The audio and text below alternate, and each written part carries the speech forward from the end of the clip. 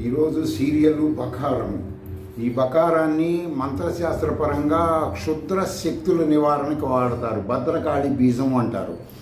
దీనిని సైంటిఫిక్గా వాడుకోవటం వలన శరీరంలో ఉన్న పాజిటివ్ నెగిటివ్ ఎనర్జీ అనారోగ్య సమస్యల కారణం ఏంటనేది ఈ మంత్ర శబ్ద ధ్వని వలన ఎవరైనా తెలుసుకోవచ్చు. శ్రీ విద్యాపరంగా క్లీం భం క్లీం ఇది మీలో ఉన్నటువంటి తెలియచేస్తుంది.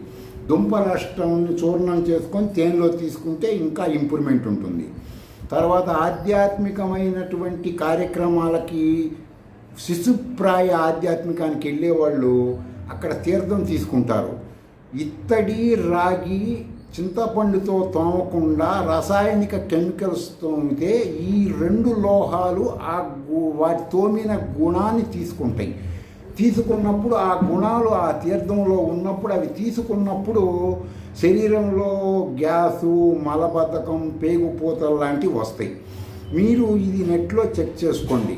చేసుకున్న తర్వాత స్టీలు వాటిల్లో అయితే ఈ యొక్క రసాయనికం జరగదు. తర్వాత కొంతమంది మాలలు వేసుకున్న వాళ్ళు వీళ్ళందరూ కూడా గురువారాలు అలాంటప్పుడు ఫ్రీ భోజనాలు పెడుతున్నారు ఆధ్యాత్మికం పేరు మీద. అలాంటి వాళ్ళు అందరూ కూడా తింటారు.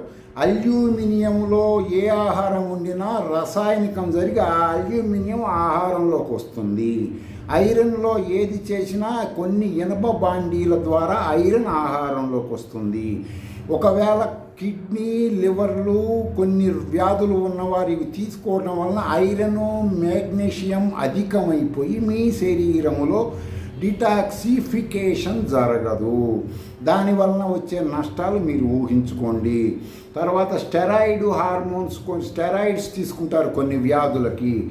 అలాంటి వాళ్ళు ఎట్టి పరిస్థితుల్లో ఈ రకమైన కెమికలేషన్ జరిగేటువంటి ఆహార పదార్థాలు తీసుకోకూడదు.